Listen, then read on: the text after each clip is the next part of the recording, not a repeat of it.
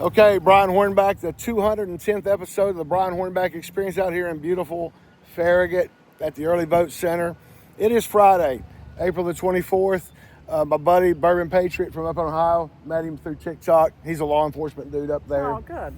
We bring up law enforcement because this lady has had some law enforcement in her background in the last 7.5 years. She's had a real estate career. None other than Kimberly Glenn. How are you? I'm great. Blessed to be here. Absolutely. Now, we could go into big routine about how Kimberly and I haven't always been on the same side. We started out on the same side about almost 8 years ago. 9 years ago. Something like that. And then, things happen. But you know what? The difference in Kimberly and I is campaigns change. Winners win. Losers lose. But you know what? We all move on. And then we find ourselves on the same page from time to time. Anyway, my role, citizen informer, journalist, I'm here because she's running for county commission at large. Seat 10. Glenn for 10. Glenn for 10. I've heard that somewhere before. I've heard that somewhere before. I've also seen it somewhere before. I have Pretty too. cool. Anyway, April 24th, it's a Friday. Things have blown up over today about you liking and potentially sharing. Well, let's just go ahead and say it. You shared a post. People have asked you to take it down, unlike it. Guess what? The world of screenshots, you can't take it down. You can't unlike it. I'm not. And I wouldn't. And here's right. why. And I wouldn't advocate that anyway. So Yeah. go ahead. What do you want to say about We live that? in the United States of America, where we do have the freedom of speech. Mm-hmm. And we have the freedom of speech no matter what party we are affiliated Mm-hmm. with. And there are people that have fought for our freedom that have died. Mm-hmm. For us to be able to have this dialogue today, for us to disagree, Mm-hmm. and sometimes agree. Right. And so I don't take that lightly because there's been bloodshed for that. Here's what I will say, though. I welcome anyone from the Democratic Party that wants to become a Republican. Sure. I was raised in the Democratic Party as a little child. The last vote that my dad cast was as a Republican, and that was for Tom Spangler for Knox County Sheriff. That was the first time he had voted Republican in his entire life. Wow. And he did so proudly. So, I will say this. Donald Trump, who is now our commander-in-chief, used to be a Democrat. Mm-hmm. Many people in his administration were former Democrats. Tulsi Gabbard, RFK. And they're doing a phenomenal job. Right. And additionally, one of the most popular presidents in American history, Ronald Reagan, was a Democrat. And he was our president. He was a Republican. So if we are closed-minded and we don't expose people to the Republican Party, then they're never going to join us. Right. And if we're always part of the division and not part of bringing people together, then what's that say about us? Right. I'm an inclusive person. I want people to join a cause. I want people, and that's whether I'm raising money for an injured officer, whether I'm trying to rehome an animal, whether I'm rescuing an animal. Just because I like and share Young Williams and the Humane Society and Sevier County's animals that they have up for adoption doesn't mean that I endorse anybody. Right. I'm trying to help further their cause. And Ronald Reagan's quote was that he became a Republican because the Democrat Party left him. And let's just go back. Y'all have heard my story a million times. 16 years old, 1982, I got involved in my first campaign. Y'all have also heard that until 2010, I was a member of the super minority party. We didn't become the super majority party because everybody moved in and they became Republicans. We became the Republican Party because the Democrat Party, folks realized that the Democrat Party no longer represented them. So at some point, individuals cast votes to become Republicans. I am for closed primaries. Me and Kimberly may or may not agree on that. We haven't discussed that. But in order for someone to be a bona fide Republican, they have to vote it in 3 out of the last 4 federal, state, and federal primaries. So I know that there's at least one former city elected official, she doesn't want me to call her name anymore, who is a bona fide Republican, who did not identify as a Republican. And until the legislature does what the state executive committee asked in 2018, and we continue to ask every year, and that's not a rule that we as the SEC, which I'm a member of, can change. The legislature has to change that. We're getting close, but I think you've addressed it. Now let's talk about Kimberly Glenn went from real estate mogul, broker, agent broker, to, okay, Brian, it's got to keep it still, dude. The wind is strong. The in wind your is strong. defense. That's right. The wind is strong, but it's not that strong, Kimberly. I appreciate you. If I go down, then I we've got a problem. appreciate you having my back on that. Okay. I'll try to watch this, folks. It is windy, so I am having to hold the tripod. I'm getting better. But yeah, just kind of raise your hand or something if I start not paying attention. Because I'm ADHD, unmedicated. But so you went from real estate to becoming Tom Spangler's communications person back 7.5 years ago. And about December, January, you said, hey, probably November, December, you made decisions. You're going to run for at-large county commissioner. So how have we gone that far in 7.5 years? Well, it's been a journey. So one of the greatest accomplishments of my adult life was running Sheriff Spangler's campaign alongside of my husband and the incredible team that we had. And he made history. He was the underdog. He won that. He won that election 65-35, and I attribute that to him, his character, the kind of person he is. And there's no doubt he'll go out of office more popular than he came into office the first time.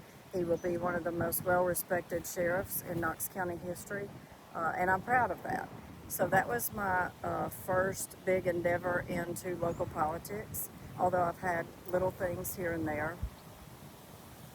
I go to every county commission, whether I watch it on TV from my office or I'm there physically. I've attended the budget meetings, the finance meetings, many of the committee meetings. And here's what I know, is that these people put their name on a ballot, whether you like them or you don't like them, and they do that to serve us. I don't think anybody wakes up one day and says, oh, I think I want to be an elected official one day, right? So I believe that we all strive to do good, or else we would put our name on a ballot. Right. So in watching that, I thought, this is something that, I could do. I never really put a lot of thought into it until our late Chief Deputy Bernie Line approached me and he said, you've got a lot of common sense, you've got business knowledge, you understand the process, you know everybody in the courthouse, all the department heads, you would be a great county commissioner, why don't you consider it? Because this is the first time that we're losing 2 at-large commission seats together. Right. We don't have an incumbent for seat 11. Right. And both of those 10 and 11 are on the mayoral ballot right now. Because 4 years ago, my day job, my boss, Justin Biggs, trustee, he went off of 11 because he ran for trustee. So that's when Kim Frazier defeated a Republican opponent, Democrat. So Larson J was the incumbent in 10, so he stayed for 4 years. So you're right. This is the first time. And that's a big deal because big deal. Your at-large commissioners are there to back up your district commissioners, and they help all of Knox County. Well, I already do that in my current role. Right. So I handle constituent services for the sheriff's office. It'll be no different to get the same type of phone calls and handle that now. So I'm looking forward to the opportunity to serve Knox County and you really see where we are. When you picked up a petition in December, there was a couple of 3 weeks there where you had no opponent, right? I think so. I think there was some talk about it. Right. And I always say, even though I have opponents, right. and even though this has gotten nasty, right. Which is unfortunate because that's just not a good look on us as Republicans. Right. Here I am trying to recruit people into the Republican Party, and then we're trying to tear each other down. That's right. never a good look. Well, and I don't care if that's in your home with your children or your grandchildren, or it's just us as a party. Right. There is no way we can accomplish as much tearing each other down as we can if we unite. Okay. And then, Ron Rochelle ran against Larson J, in all fairness, 8 years ago. So for him to run against you wasn't a surprise, I guess. And so, there's one other candidate. I think there's 3 of you, I think, if I'm remembering. There's 2 in the 11. But anyway, all that together, the main reason you get this podcast is because your campaign has advertised since December on the Mega Bullhorn of Truth. And so now let's just talk about kind of what we think the next 4 years are going to be like, because You're going to have a new sheriff. You're going to have a new mayor. Correct. You're going to have at least 3 new county commissioners, 2 of them at large, which means they represent the entire county. Correct. Got a lot of things being talked about, infrastructure, all those great kind of things. And so, we need to just kind of talk about what you envision. We kind of know what the main issues are, right? We know that we got to fund schools. Door knocking has been wonderful. And why? Because I've heard from the people. Roads are the primary concern. Ironically, their kids' safety in schools is a concern, which I completely identify with. You've been to probably every issue that's popped up at a school in the last 7.5 years. That's right. And the threats have increased, and there's just a lot of factors that go into that. Infrastructure is huge. Just because I have a background in my entire adult life spent in real estate doesn't mean that I will be bought and paid for by developers. Just because someone contributes to a campaign doesn't mean that. Here's what that means. That means that I'm smart about it, that I already understand it. There is no learning curve. I know about the planning commission. I know what goes into that. And folks, by the time it gets to county commission, it's almost gone too far.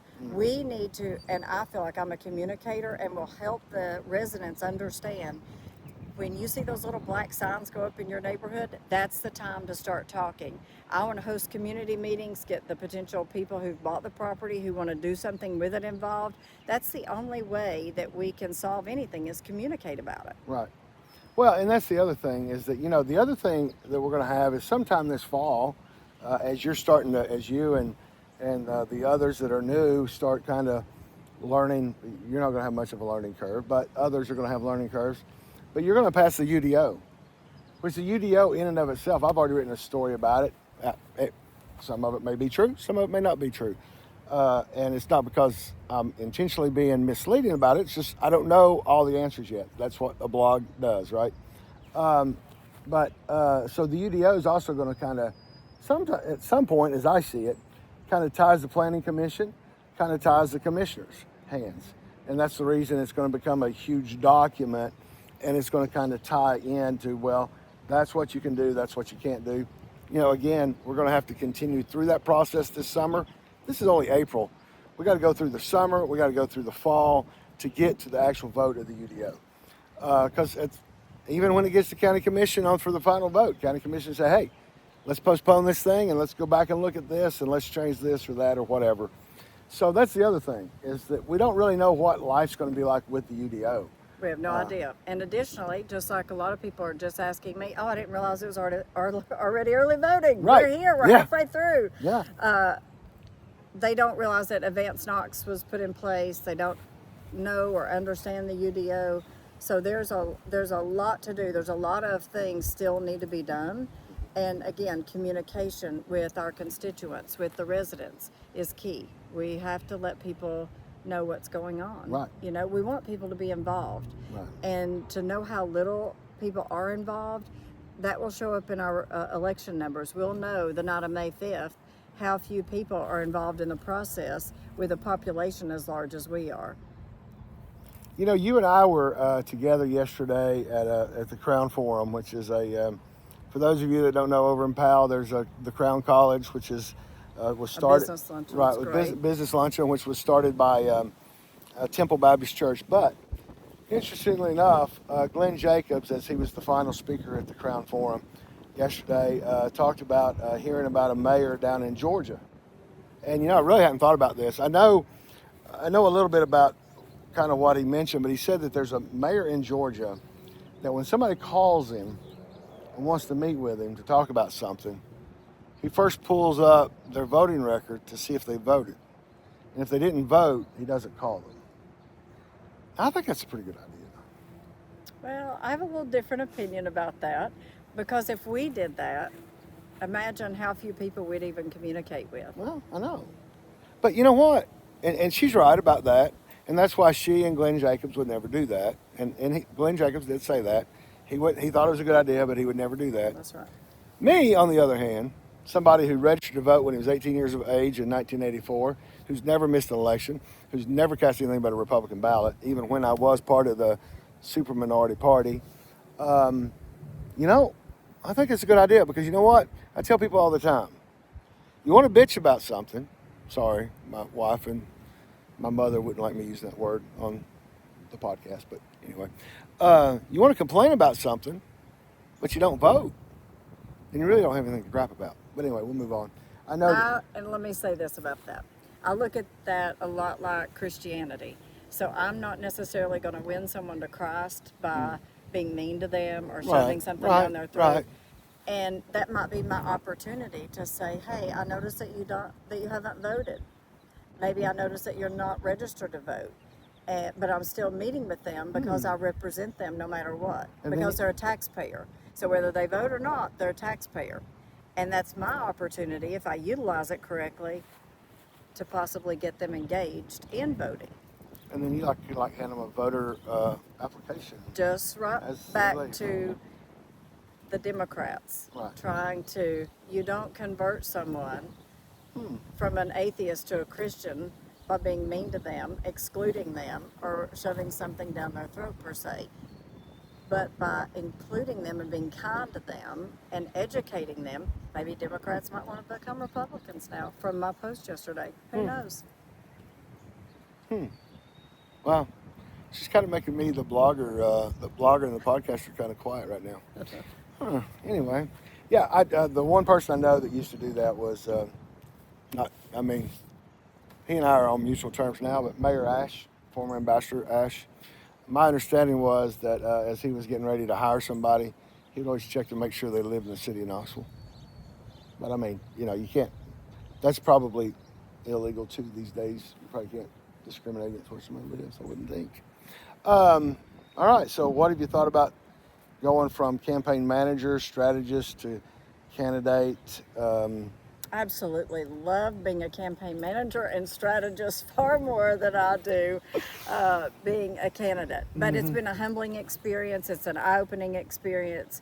I would recommend anybody who wants to get involved and see change, do it.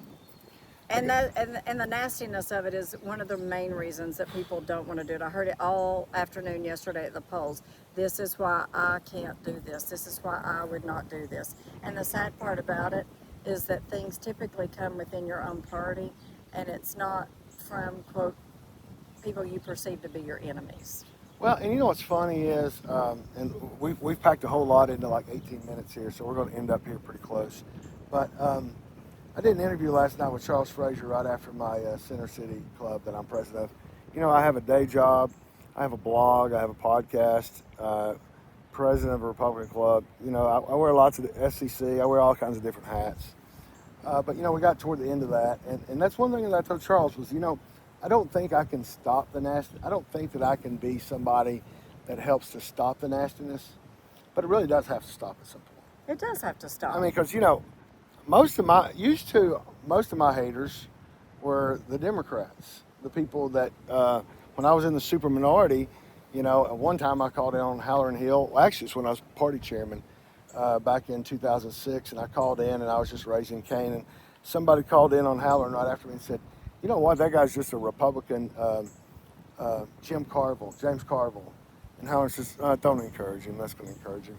But you know, I can't necessarily stop it, but I mean, everything that comes thrown at me these days are from people in my own party. Because, you know, we're not just one Republican Party anymore. We're the big tent, and some people aren't going to want to hear that. I know that. That's not a word we like to use a whole lot anymore, the big tent. But, you know, we are a big tent. I mean, there's people who are far right, some that are so far right that they're left, but some folks that are far right, some folks that are in the center, some folks that are also left. But the fact of the matter is we all make up one Republican Party. What we should want to do is we should want to fight these things out in the primary. Once we have our candidate, then we should all get behind them. Unfortunately, what I've seen in the last couple of years are people within our own party who show up at Republican clubs and attack the Republican office holder. And, you know, to me, that's just not acceptable. I don't, you know, I mean, I may have a fundamental disagreement with a state representative. I may have a fundamental disagreement with somebody that's a member of Congress, or I've never had a fundamental disagreement with my U.S. senators, but anyway. But the problem is you send a letter, you make a phone call. If you're like Kimberly and I, you see them everywhere. You say, hey, look, I didn't like that. This is why I think you need to do that. The yelling and screaming and all that kind of stuff, it's not fruitful. I say, and I've not always been here, so this Right. is She's like 2017-ish, 2016, yeah, 2017-ish. but here today, I'm All on right. the second half of my life. Right. I have more life behind You me got, than I you do got some ahead great of me. grandkids. I have wonderful grandkids. And Neelan still needs that case of Mexican If I had soda that I asked you those to get him. grandkids are God's blessing on my life, and as long as they're happy when I walk through the door, truly, that's what matters. But I will say this: I've not always been like this. But what I see now is everybody has somebody who loves them. Yeah. And so we can be, and life is hard. It's hard for people. We never know what somebody's going through. We don't know what their family's going through that's affecting them. So we can always just do better. And it starts with us. And no matter whether you and I like each other, we don't like each other, you have somebody that loves you. I have people that love me. That's where we are. We need to act accordingly. And if we're one party under a tent, then we need to act like we are. And we need to be part of the unification of our party and not part of the division. And I don't know how much more conservative I can be. I'm a born-again Christian.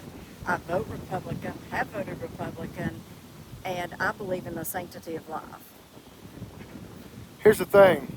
Everybody's on the Republican ballot today is on there because the state executive committee instructed in our rules for qualifications that our state party had to verify that they have voted 3 out of 4 of the last Republican primaries, and they paid their filing fee.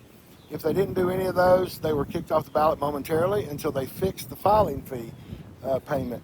But if they weren't 3 out of 4, then they weren't allowed to even finish the paperwork. So anybody that's on the ballot today is a bona fide Republican. Kimberly Glenn's a bona fide Republican. Her opponents are bona fide Republicans. They're on the ballot today. That's clear and clear in the Tennessee Republican Party bylaws, and that's done and said. So we got 3 hours tomorrow. We got 10 to 6 Monday, Tuesday. Well, I don't know. They could extend it the last 3 days. They could extend it 7 o'clock. Basically, Wednesday's the only day it goes an extra hour. Let's just say it's 10 to 6 Monday through Thursday next week. So we got 4 full days, 1 3-hour day tomorrow. I don't know exactly what time it is right now, but we're getting close to 6 o'clock today. But I'm going to give you the last word to encourage all those folks out there that are going to vote to vote Kimberly Glenn and whatever else you want to say. Well, I'll be honest with you. It's up to you if you vote for me. I just encourage you to vote. I encourage you to exercise that right. Get out and vote. 10 minutes tops. You're going to be in and out. And then you have what Brian likes to call a say. I think you have a say anyway. That's just me because you're a taxpayer. But I encourage you to get out and vote, whether it's tomorrow or one day next week, or even on election day. I know some people love to vote on election day. I'm not one of those. I want to vote early and get it out of the way in case something were to happen that my vote counts, whether I'm here to see it come to fruition or not. I'm not running against anyone, even though I have opponents. I'm running for you. I'm running to make Knox County as good as I can make it in the 4 years that I'm elected and leave it a better place for my grandchildren and for your family too. So I encourage you to get out, vote, and vote Glenn for 10. Absolutely. All right.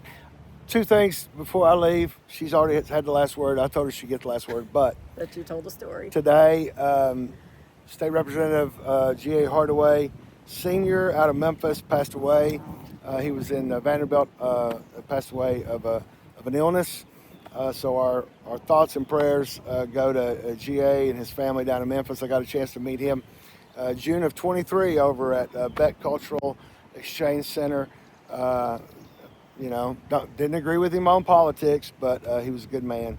So think about the Hardaway family. All of our Republican legislators, they adjourned yesterday, and then GA passed away this morning. So I know they've put out their well wishes, their comments. So it's not a partisan thing now. The other thing is, back up what she said. When Winfield Dunn announced for governor, he was the first Republican elected governor in the state of Tennessee since Reconstruction. the comment he made when he announced for governor the first time back in the early 70s was, support me if you can, oppose me if you must, but above all, participate. See y'all.